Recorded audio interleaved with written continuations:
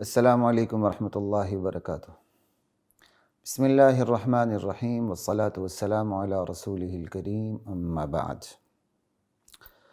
خواتین و حضرات، حالات حاضرہ پر مشتمل پروگرام اسلام کے مطابق کے ساتھ خلیق الرحمن آپ کی خدمت میں حاضر ہے۔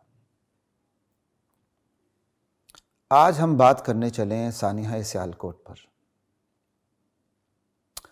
سانحہ سیالکوٹ ماضی، حال، مستقبل، وجوہات، اثرات، اس مختصر سی نشست میں ہم ان تمام پہلوؤں کو کور کرنے کی کوشش کریں گے انشاءاللہ۔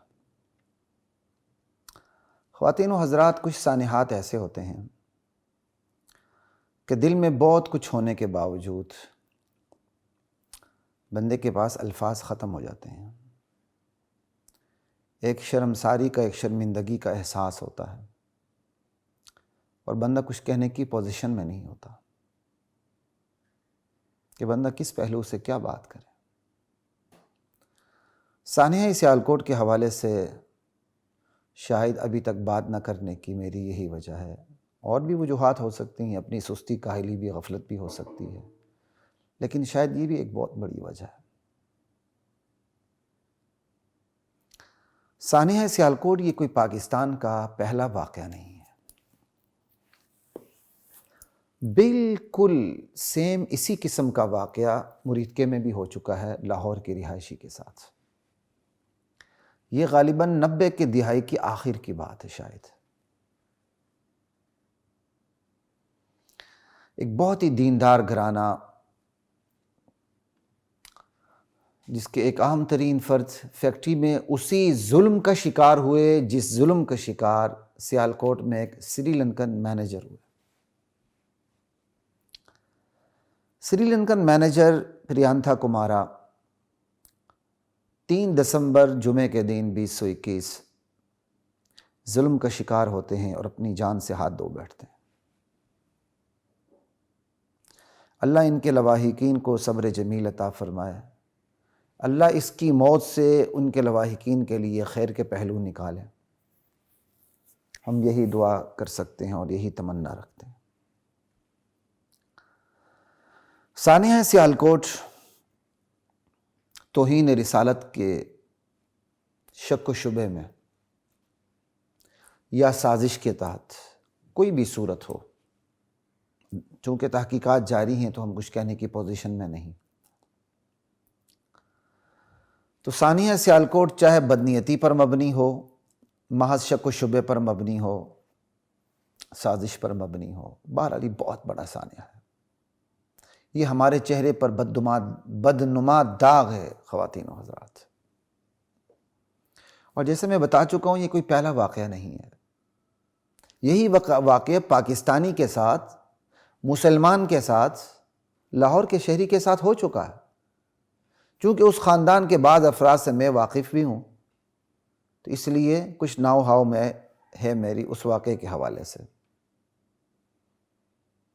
کہ وہاں بھی توہین رسالت کا الزام لگایا گیا جو سراسر بدنیتی اور سازش پر مبنی تھا، اور بندے کو وہیں ڈھیر کر دیا گیا۔ بعد میں کیس بھی چلا، بعض ملزمان کو پھانسی کے آرڈر بھی ہوئے، لیکن حیرت کی بات یہ ہے ورثاء نے معاف کر دیا۔ اب ورثاء نے معاف کیوں کیا، اس کی کیا وجوہات بنی، ہمیں نہیں معلوم۔ بہرحال میری دانش میں معافی نہیں ہونی چاہیے تھی، اور انہیں عبرتناک سزا ملنی چاہیے تھی، اور انہیں اسی طرح سزا ملنی چاہیے تھی جس طرح اسلامی مملکت کے اندر عبرتناک سزائیں سب کے سامنے دی جاتی ہیں، تاکہ سب لوگ عبرت پکڑیں۔ لا الہ الا اللہ۔